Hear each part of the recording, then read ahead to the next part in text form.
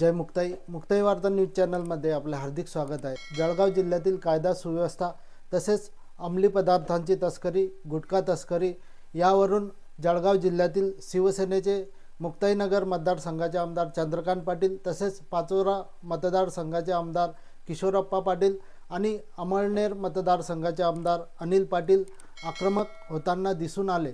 पाहूयात नेमकं विधान भवनात काय घडलं।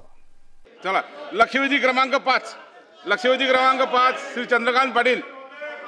लक्षवेधी क्रमांक 5 श्री चंद्रकांत पाटील क्रमांक 5 लक्षवेधी क्रमांक 5 वितरित केल्याप्रमाणे अध्यक्ष महोदय, माझ्या जळगाव जिल्ह्यामध्ये मधल्या काळामध्ये 23 जानेवारी 2025 ला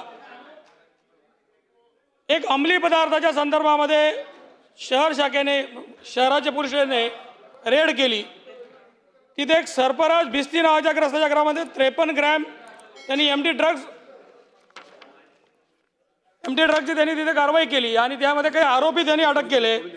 त्याच्यामध्ये आरोपी असलेले आरोपी आपण जर बघितलं, सरफराज भिस्तीच्या घरी त्यांनी कारवाई केली, तो एक आरोपी, दुसरा अन्सार याकूब आणि वासिन असे 4 आरोपी अटक केले। पण खऱ्या अर्थाने त्या गुन्ह्यातला जो प्रमुख आरोपी होता, जो मेन डीलर आहे, तो अब्रार शेख आजपर्यंत फरार आहे।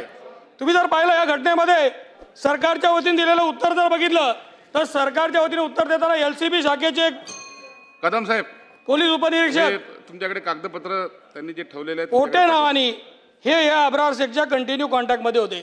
खऱ्या अर्थाने अध्यक्ष महोदय, ज्या गावामध्ये, ज्या तालुक्यामध्ये, ज्या जिल्ह्यामध्ये एमडी सारख्या ड्रगच्या संदर्भामध्ये पोलीस त्याच्यामध्ये सहभागी असतात, एका आरोपीच्या संपर्कात असलेला हा एपीआय स्थानिक गुन्हे शाखेचा एपीआय आणि त्याच्या संपर्कात स्थानिक गुन्हे शाखेचा एपीआय राहतो, याचा अर्थ काय? अरे इतका गंभीर प्रश्न आहे की तिथे अंमली पदार्थ घेऊन गेला जातो, अंमली पदार्थाची तस्करी होते, मोठ्या प्रमाणात गुटख्याची तस्करी होते। कायदा सुव्यवस्था जळगावमध्ये इतक्या मोठ्या प्रमाणात बिघडला आहे की जळगावमध्ये 36 खून झाल्याची त्यांनी आता माहिती दिलेली आहे। एका बालिकेचा हत्या नरबळी गेलेला आहे, एकीचा बलात्कार करून हत्या झालेली आहे। अशा परिस्थितीमध्ये जळगाव जिल्ह्यात कायदा सुव्यवस्था कोण चालवत आहे? पोलीस कर्मचारी जर या ड्रगमध्ये सामील होत असतील आणि पोलीस कर्मचाऱ्यांचे लोक जर त्याच्यामध्ये त्याचे सीडीआर मध्ये जर चौकशी केली असती पोलीस कर्मचाऱ्यांच्या, तर 53 कॉल 153 कॉल सापडत आहे आणि ते एलसीबीला काम करत आहे। अरे हा अवॉर्ड नावाचा जो पीआय एलसीबीला होता, हा अवॉर्ड पीआय जळगाव जिल्ह्यात येता बरोबर जळगाव जिल्ह्याच्या अतिशय प्राईम लोकेशनच्या पोर्शनला बसतो, बाजारपेठ पोर्शनला बसतो। तिथे सेम बाजारपेठ पोलीस स्टेशनच्या हद्दीमध्ये आणखी 23 ग्रॅम एमडी जप्त केला। ऐका, सांगतोय, प्रश्नच सांगतोय। अरे हा अतिशय अंमली पदार्थांचा विषय आहे महोदय, माझं म्हणणं ऐकून घ्या। त्या या गांभीर्याचं तुम्ही घेतलं गेलं पाहिजे की तिथेही अशा पद्धती अंमली पदार्थ सापडतो, तिथे बबन आव्हाड कार्यरत असताना तेही घटना दाबल्या जाते। माझी विनंती अशी आहे की पोलीस डिपार्टमेंटची कधी चौकशी करणार आहे का? याचे खरे कायदे देणार आहे का? आज गुटख्याच्या तस्करीच्या संदर्भामध्ये 2025च्या पूर्ण वर्षात 25 कारवाया केल्याची त्यांनी आता इथे आपल्याला पत्र देताना उत्तर देताना सांगितलं आहे। या जिल्हा हा सीमावर्ती भागात आहे अध्यक्ष महोदय, कायदा आहे की नाही? तिथे एवढ्या मोठ्या प्रमाणात गुटख्याची तस्करी होते, पोलीस अधिकारी याच्या सगळ्या याच्यामध्ये चंद्रकांत पाटील साहेब, आपण प्रश्न विचारा, 4 मिनिटं आपण फक्त बोलत आहात। लक्षवेधीवरती लक्षवेधी आलेली आहे, आपण अध्यक्ष महोदय, माझं म्हणणं असं आहे, प्रश्न घ्या आणि उत्तर प्रश्न घ्या। आहे माझा की पोटे ज्या पोलीस स्टेशनला होते, ज्या एलसीबी शाखेला होते, तिथले पीआय जे ते पण याच्यामध्ये आरोपी होते। 153 कॉल जर ते आरोपीच्या सोबत झाले होते तर पोटेला त्याच्यामध्ये सह आरोपी करणं गरजेचं होतं, सस्पेंड करून चालणार नाही आणि पीआयला पण सस्पेंड करणं गरजेचं होतं, त्याला सस्पेंड करणार आहे का? दुसरा सगळ्यात महत्त्वाचा मुद्दा आहे की इथे चाललेले एवढे लोक इतके दंगली झाल्या किंवा इतके खून झाले। आता 4 दिवसापूर्वी किशोरप्पांच्या पाचोरा मतदारसंघात एकाला तहसील समोर 4 गोळ्या घालून ठार करून टाकलं। कायदा सुव्यवस्था आहे का? या एसपींना याच्या संदर्भात जाब विचारला जाणार आहे का? आणि ह्या पीआयला, दोघं पीआयला, पोलीस इन्स्पेक्टर आव्हाड आणि ह्या बबन पोटेंना दोघांना याच्यामध्ये आरोपी करून त्याची चौकशी होणार आहे का? याच्यामध्ये यांची सिंडिकेट एकत्र आहे का अंमली पदार्थामध्ये? हे माझा खरा प्रश्न आहे। सस्पेंड करून त्यांना गुन्हा दाखल होणार आहे का? मंत्री महोदय, सन्माननीय सदस्य चंद्रकांत पाटील यांनी अतिशय गंभीर विषय या ठिकाणी सभागृहात मांडलेला आहे। हे खरं आहे की 23 फरवरी 2025 रोजी पाटील साहेब आपण जे म्हटलं आहे तर 23 फरवरी 2025 रोजी स्वतः पोलिसांनीच छापा टाकून त्याला पकडलं, पोलिसांनीच पकडलं आणि त्याला अटकही केली। त्याच्या जो जे क्वांटिटी सापडली ती कमर्शियल क्वांटिटी होती, म्हणून तात्काळ अटक करून त्यांच्यावर गुन्हा दाखल केला। आता ते अजून पण न्यायालयीन कोठडीमध्ये त्या ठिकाणी आरोपी आहेत। हे करत असताना तपासाच्या दरम्यान असं लक्षात आलं की त्या ठिकाणचे पोटे नावाचे जे PI आहे, API यांचे काही कॉल याच्यातल्या एका आरोपीशी त्या ठिकाणी जुळत होते, म्हणून त्या ठिकाणी पोटेंना आपण निलंबित केलेलं आहे. परंतु ऐका ऐका ऐका ऐका उत्तर घ्या, बसून बोलू नका.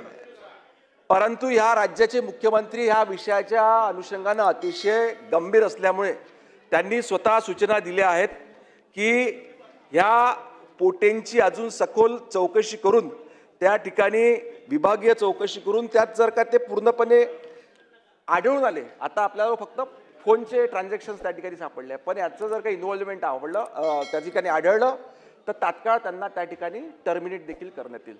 ठीक आहे. चला, दुसरं, किशोरप्पा. अरे बोलू द्या ना, अरे बोलू द्या ना. उत्तर मंत्री महोदय उत्तर झालं का पूर्ण? मंत्री महोदय उत्तर झालं का? बोलून राहिलो ना मी. मग त्याला उत्तर आता घ्या. दुसऱ्यावर येतो ना. हा, उत्तर होऊ द्या. आता पाटील अनिल साहेबांनी पाटील खाली दुसरा बसा. मुद्दा मांडला, फक्त पोटेला कोण आवडला कोण नाही.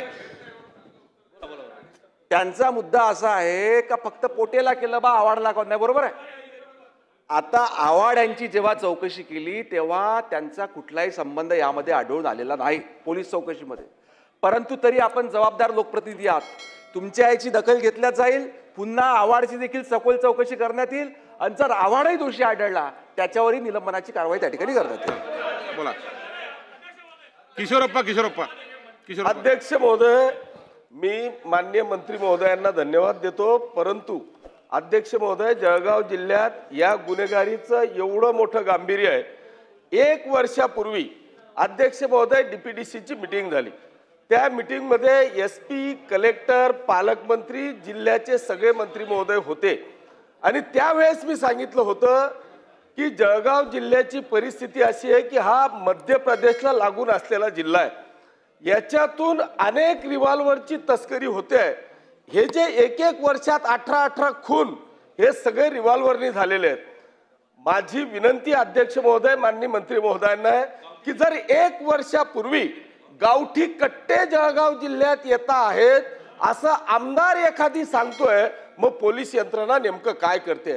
1 वर्षानंतर अध्यक्ष महोदय, माझ्या मतदारसंघामध्ये इथं 4 गोळ्यांचा उल्लेख केलाय, पण अतिशय निर्घुणपणे 11 गोळ्या मारून त्या आरोपी, त्या कार्यकर्त्याचं, त्या तरुणाची त्या ठिकाणी निर्घुण हत्या झाली, तरी सुद्धा पोलिसांची कुठलीही कार्यवाही ह्या अवैध कट्ट्यांच्या बाबतीमध्ये झाली नाही. या ठिकाणी पोटेंना जेव्हा तुम्हाला दिसतायत की 153 फोन कॉल त्या आरोपी बरोबर झाले, अध्यक्ष महोदय, निलंबन करून चालणार नाही. याचा आरोपी म्हणून जेलमध्ये टाकला गेला पाहिजे. ते टाकणार का, हा माझा विषय प्रश्न क्रमांक 1 आहे. प्रश्न क्रमांक 2, अध्यक्ष महोदय, एखादा API PIच्या अंडर काम करत असताना त्या API वर जर का 153 कॉल जर का होत असतील तर ते PIच्या परवानगी शिवाय होऊ शकत नाही. PIला हाच API हप्ते जमा करून देत होता. हा आमचा या ठिकाणी 100% त्या ठिकाणी आम्हाला माहिती आहे. त्याच्यामुळे त्या PIला चौकशी नाही, पोलिसाची चौकशी करत असताना त्याला कधीही दोषी ठरवणार नाही. उलट SPनी, अध्यक्ष महोदय, त्या PIला बक्षीस दिलंय. पहिल्यांदा भुसावळ बाजारपेठ प्राईम पोलीस स्टेशन, नंतर LCB प्राईम पोलीस स्टेशन, नंतर डायरेक्ट MIDC. म्हणजे तुम्ही प्रश्न घ्या ना, पुढच्या अशा गुन्हेगारी प्रवृत्तीच्या पोलीस अधिकाऱ्यांना तुम्ही प्राईम बक्षीस देताय का? अध्यक्ष महोदय, माझी मंत्री महोदयांना विनंती आहे की हे गांभीर्य लक्षात घेऊन आजच्या आज या आव्हाड नावाच्या PIला ह्या मिनिटाला सस्पेंड करावं आणि त्याची चौकशी करून गुन्हा दाखल करावा, अशी आग्रहाची विनंती माझी. मंत्री महोदय. सन्मान्य सदस्य किशोरप्पा यांनी महत्वाची भूमिका, महत्वाचं माहिती या ठिकाणी दिली असल्यामुळे जळगाव जिल्ह्यातली कायदा व सुव्यवस्था परिस्थितीची आढावा घेण्याकरता स्वतंत्र गृह विभागाच्या वतीने एक बैठक घेण्यात येईल. त्याच पद्धतीनं आपण देखील सांगितलं, चंद्रकांत पाटलांनी देखील सांगितलं, पुन्हा एकदा पोलीसने आपले PI जे आहेत आव्हाड यांची तात्काळ आपण बदली करून टाकली, त्यांची तात्काळ चौकशी करून चौकशीत आणि 8 दिवसाच्या आतमध्ये 8 दिवसाच्या आतमध्ये चौकशी करून ते जर का दोषी आढळले तर त्यांना देखील सस्पेंड करण्यात येईल. चला आता हे बघा सविस्तर हा बोला. तो चंद्रकांत राऊत. अध्यक्ष महोदय, चंद्रकांत पाटील. आव्हाड साहेबांची इतकी मोठ्या पद्धतीमध्ये तिथलं नियोजन जे आप्पासाहेबांनी सांगितलं की पोलीस पोलिसांची चौकशी करू शकत नाही, आज या घटनेचं गांभीर्य घेऊन त्याला तात्काळ सस्पेंड करणं गरजेचं आहे. माझी त्यांना कडकडीची विनंती आहे, जर कायदा सुव्यवस्था ठेवायची असेल, जो अंमली पदार्थ विकून लोकांचा जीव घेत असेल, एक पिढी त्याच्यात बरबाद करत असेल, तर माननीय मुख्यमंत्र्यांचं विजन आहे की अशा लोकांना तात्काळ शिक्षा झाली पाहिजे. या सभागृहाचं डेकोरम ठेवून तुम्ही आम्ही जे बोलतोय ते सत्य बोलतोय हे समजून किमान त्याला आता सस्पेंड केलं पाहिजे, ही विनंती माझी आपल्या माध्यमातून सरकारला आहे. आताच्या आता सस्पेंड करा एवढीच विनंती मी करतो, कारण हा जो विषय नाही झाला तर उद्या कायद्यावरचा लोकांचा विश्वास उडेल आणि हे महायुती सरकार कायद्या सरकार आहे. ठीक आहे ना, माझी विनंती आपल्याला जरा सस्पेंड करा. मंत्री महोदय,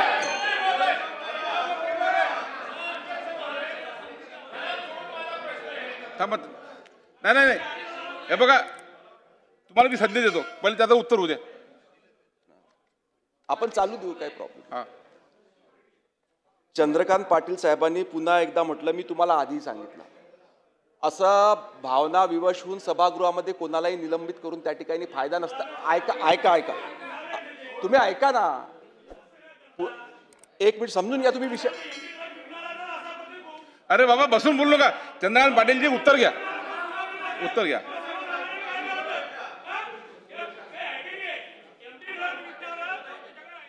अरे पण ते त्याने त्याला पळवून लावला. आज 6 महिने झाले गुन्हा दाखल होऊन, चंद्रकांत आता पाटील 4 साहेब महिने बघा, झाले. आपण तिसऱ्यांदा मांडताय, त्याचं उत्तर त्यांना देऊ द्या. त्याचं उत्तर घ्या. ठीक आहे, उत्तर द्या. मंत्री महोदय उत्तर द्या. चंद्रकांत पाटील यांचं भावना आम्ही त्या ठिकाणी समजू शकतो.